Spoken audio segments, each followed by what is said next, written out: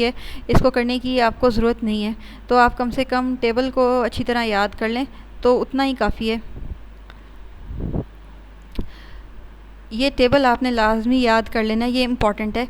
अच्छा जी, इसके अलावा कल हमने ये कॉमन नेम्स देख लिए थे। इन सारे मॉलिक्यूल्स के आपको नेम्स आने चाहिए सबके। मैंने कल ये डिस्कस भी किए थे। आईयूपैक नेमिंग्स में मैंने आपसे कहा था कि आपको ये पता होना चाहिए कि अगर ये फार्मूला लिखा हुआ है तो इसका नाम क्या है। जैसे ये फार्मूला लिखा हुआ है तो आपको इसका एक नाम ड्राइव करना आना चाहिए।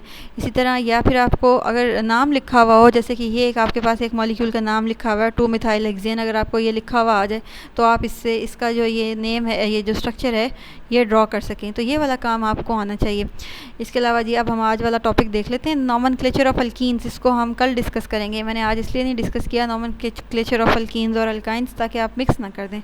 हम जैसे अल्कीन्स को स्टडी करेंगे उसके साथ ही उसका नॉमेनक्लेचर पढ़ लेंगे उससे पहले। इसी तरह जैसे ही अल्काइंस को स्टडी करेंगे उससे पहले अल्काइंस का नॉमेनक्लेचर पढ़ लेंगे। अब हम देखते हैं प्रिपरेशन ऑफ अल्केन्स की क्या होती है। अल्केन्स में ये जनरल फार्मूला है, ये लिखा हुआ है, ये मैं आपको बता चुकी हूँ, ये आपको आना चाहिए। इसके अलावा इनको हम सैचुरेटेड हाइड्रोकार्बन्स कहते हैं, ये भी आपको पता होना चाहिए, ये भी मैं आपको बता चुकी हूँ। इसके अलावा आपको पता होना चाहिए कि सैचुरेटेड हाइड्रोकार्बन्स आपके पास होते क्या हैं। अच्छा जी, सबसे पहले हमने ये वाला रिएक्शन पढ़ा है, hydrogenation of unsaturated hydrocarbons Sabatier Senderens reaction. ये आपको आना चाहिए कैसे, कि हमने एक अल्कीन के अंदर हाइड्रोजन के एडिशन किया जिससे हमारे पास एक अल्केन आया। इसके अलावा हमने अल्काइंस के अंदर भी, मैंने आपको अभी लेक्चर के दौरान बताया है कि अल्काइंस के अंदर भी हम हाइड्रोजन ऐड करके हमारे पास हम जो है अल्केन्स बना सकते हैं। अच्छा, आपने ये जो टेम्परेचर और की कंडीशंस दी हुई हैं और साथ में कैटालिस्ट लिखा हुआ है, ये जो है ये आपको याद होना चाहिए। टेम्परेचर की कंडीशंस आपको अच्छी तरह अंडरस्टैंड कर लेनी चाहिए आपको, और ये आपको याद होना चाहिए। अल्काइल हैलाइड्स वाला रिएक्शन भी हम पढ़ चुके हैं, ये भी आपको आना चाहिए। ये जो थ्योरी लिखी हुई है सारी की सारी आपको याद करने की ज़रूरत नहीं। यहाँ नीचे वाली थ्योरी में लिखा हुआ है कि हम जी कैसे हाइड्रोजनेशन के ज़रिए से वेजिटेबल ऑयल से हम घी बना सकते हैं। तो ये एग्जांपल मैं आपको समझा चुकी हूँ। इसकी इक्वेशन आपकी बुक में भी दी हुई है और मैंने अपने लेक्चर के दौरान भी आपको बता दिया है, तो उसको भी आप क्लियर कर लें। अच्छा जी, नेक्स्ट में हम ये वाला रिएक्शन भी पढ़ चुके हैं, डीकार्बोक्सिलेशन ऑफ मोनोकार्बोक्सिलिक एसिड। इसमें आपके पास क्विक लाइम और कास्टिक सोडा यूज़ होता है। ये कैल्शियम ऑक्साइड को हम क्विक लाइम बोलते हैं और सोडियम हाइड्रो ऑक्साइड को हम कास्टिक सोडा बोलते हैं। जब इन दोनों को इकट्ठा बोलते हैं तो हम इनको कहते हैं सोडा लाइम। सोडा लाइम के साथ जब आप किसी भी मोनोकार्बोक्सिलिक एसिड के सॉल्ट का रिएक्शन करवाएंगे तो आपके पास एक अल्केन आता है और साथ में आपके पास सोडियम कार्बोनेट। कॉल्स इलेक्ट्रोलिसिस हम पढ़ चुके हैं। आप ने ये सारी जो थ्योरी है ये लिखी हुई है, इसको याद करने की ज़रूरत नहीं है। यहाँ से कम कम ये याद कर लीजिएगा कि आपके पास सिमेट्रिकल अल्केन्स की फॉर्मेशन होती है कॉल्स इलेक्ट्रोलिसिस से। इसके अलावा ये आपके पास जी है इक्वेशन, आपके पास एक सॉल्ट है और साथ में वो उसके अंदर आप वाटर की एडिशन कर रहे हैं। तो सबसे पहले आपके पास हम यहाँ देख लेते हैं कि आयनाइजेशन हुई है किसकी, इस सॉल्ट की। एक एनाइन बना है आपके पास और एक आपके पास कैटाइन बना है। एनाइन का जो रिएक्शन है वो आपके पास कैथोड पे होगा। एनाइन का रिएक्शन जो है आपके पास कैथोड पे होगा। देखें यहाँ पे इसने अपने 2 इलेक्ट्रॉन लूज़ कर दिए, जैसे कि अभी हमने पीछे भी पढ़ा था। 2 इलेक्ट्रॉन लूज़ करने के बाद ये मॉलिक्यूल अपने अंदर से कार्बन डाइऑक्साइड को रिमूव करता है। उसके बाद ये दोनों मॉलिक्यूल्स, क्योंकि इनके ऊपर एक रेडिकल लगा हुआ है, 2 रेडिकल्स अगर इकट्ठे हो जाएँ तो दोनों के दरमियान में बॉन्डिंग हो जाती है। 2 रेडिकल्स का मतलब होता है एक इलेक्ट्रॉन, रेडिकल का मतलब होता है एक इलेक्ट्रॉन, और एक बॉन्ड के अंदर होते हैं 2 इलेक्ट्रॉन। तो जब ये दोनों जो आपके पास रेडिकल्स हैं, ये दोनों के ऊपर एक एक इलेक्ट्रॉन है। जब ये दोनों आपस में कंबाइन करेंगे तो आपके पास एक सिमेट्रिकल अल्केन आ जाएगा। सिमेट्रिकल अल्केन का मतलब होता है ऐसे वाले अल्केन्स जिनको अगर आप हाफ में डिवाइड करें तो एक जैसे ही आपके पास मॉलिक्यूल आता है। अगर आप गौर से देखें CH3 और CH3, अगर मैं इसको यहाँ से हाफ में डिवाइड करूँ तो इधर भी आपके पास CH3 है, इधर भी CH3 है।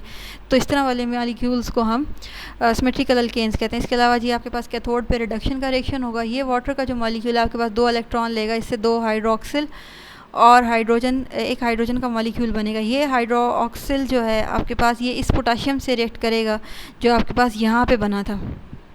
इस पोटाशियम से जब ये हाइड्रोक्सिल रिएक्ट करेगा तो आपके पास 2 मॉलिक्यूल्स बन जाएंगे पोटाशियम हाइड्रोक्साइड के। अच्छा जी, ये वाली बात भी लास्ट में जो लिखी हुई है आपने, वो आपने याद रखनी है। ये आपसे ऑब्जेक्टिव में पूछी जा सकती है कि इस रिएक्शन की लिमिटेशंस क्या हैं। लिमिटेशंस हम कहते हैं डिसएडवांटेजेस को, कि इस रिएक्शन के डिसएडवांटेजेस क्या है। तो इस रिएक्शन के डिसएडवांटेजेस ये हैं कि आपके पास बाय प्रोडक्ट बहुत ज़्यादा बनती हैं। बाय प्रोडक्ट हम ऐसी चीज़ों को कहते हैं जो आपके पास, जो आपको चीज़ चाहिए होती है केमिकल रिएक्शन की वजह से, उसके साथ में जो चीज़ें एक्स्ट्रा बने। यहाँ पर अगर आप गौर करें तो आपको पोटाशियम हाइड्रोक्साइड एक्स्ट्रा मिल रही है, हाइड्रोजन एक्स्ट्रा मिल रही है, इसके अलावा कार्बन डाइऑक्साइड भी एक्स्ट्रा मिल रही है। हमें सिर्फ सिर्फ एक अल्केन चाहिए था, इतने सारे बाय प्रोडक्ट्स बन रहे हैं, तो ये रिएक्शंस जो है इंडस्ट्रियली फिजिबल नहीं है। तो इस तरह के रिएक्शंस, तो ये आपके पास इस रिएक्शन की जो है डिसएडवांटेज है, लिमिटेशन है। अच्छा जी, लास्ट में आपकी बुक में, लास्ट में मैंने आपसे जो डिस्कस किया है वो है फ्रॉम ग्रिग्नार्ड रिएजेंट्स। ये हम डिस्कस कर चुके हैं। ग्रिग्नार्ड रिएजेंट्स आपके पास, मैंने आपको ये भी बताया कि ग्रिग्नार्ड रिएजेंट कैसे बनता है। इसके अलावा आपको ये मैंने आपको बताया है कि ग्रिग्नार्ड रिएजेंट की जब आप हाइड्रोलिसिस करेंगे तो आपके पास एक अल्केन बनेगा, साथ में एक मैग्नीशियम का जो है आपके पास कंपाउंड बनेगा।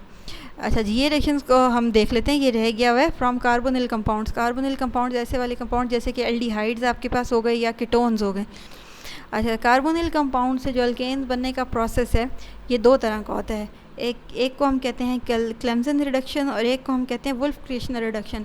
अगर तो आपके पास अल्केन्स बन रहे हैं कीटोन से तो हम उसको कहते हैं क्लेम्सन रिडक्शन, और अगर आपके पास कीटोन्स जो हैं वो बन रहे हैं एल्डिहाइड से तो हम इसको कहते हैं वुल्फ क्रिएशन रिडक्शन।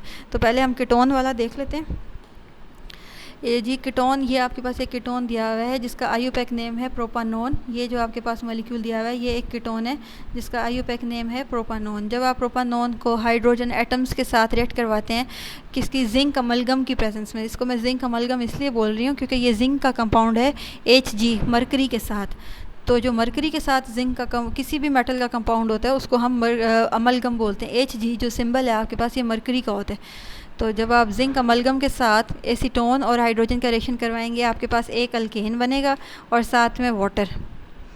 ठीक है, आपके पास ये अल्केन कैसे बना है, ये जो 4 हाइड्रोजन है इसमें से 2 हाइड्रोजन इस कार्बन के साथ लगी हुई हैं जो कि आपके पास ये मॉलिक्यूल आ गया है, और बाकी की 2 हाइड्रोजन इस ऑक्सीजन के साथ मिलके ये वाटर बना दिया आपने। इसी तरह नेक्स्ट इक्वेशन में भी आपके पास ये हम एक एल्डिहाइड्स के साथ हाइड्रोजीन की प्रेजेंस में, ये जो आपकी बुक में N2H4 लिखा हुआ है इस कंपाउंड का नाम है हाइड्रोजीन। हाइड्रोजीन और पोटाशियम हाइड्रो, ये आपने टेम्परेचर की कंडीशंस भी याद रखनी है। जब हम हाइड्रोजीन की प्रेजेंस में एक एल्डिहाइड का रिएक्शन करवा रहे हैं हाइड्रोजन के साथ तो 2 हाइड्रोजन इस कार्बन के साथ रिएक्ट करेंगे और आपके पास ये आ जाएगा 2 हाइड्रोजन ये और एक ये पहले से यहाँ पे मौजूद है तो ये आपके पास एक इथेन आ जाएगा, और बाकी की 2 हाइड्रोजन इस ऑक्सीजन के साथ मिलके इस जो आपके पास वाटर का मॉलिक्यूल बना देंगे। तो चलें जी, ये आपकी बुक में 5 रिएक्शंस दिए हुए अल्केन की सिंथेसिस के, इनको आपने अच्छी तरह याद कर लेना है। अगर आपने साथ के साथ क्लियर नहीं किया तो ये काम आपके लिए काफ़ी मुश्किल होने वाला है, क्योंकि अगर आप अपनी बुक के नेक्स्ट पेजेस खोल के देखेंगे तो वो सब के सब रिएक्शन से भरे हुए हैं। साथ के साथ अगर आप रिएक्शंस क्लियर करते जाएंगे, समझते जाएंगे तो आपको याद करने में भी आसानी होगी, आपको समझने में भी आसानी होगी और इंशाल्लाह आपका पेपर भी बहुत अच्छा होगा। चलें जी, थैंक यू सो मच, अल्लाह हाफिज़।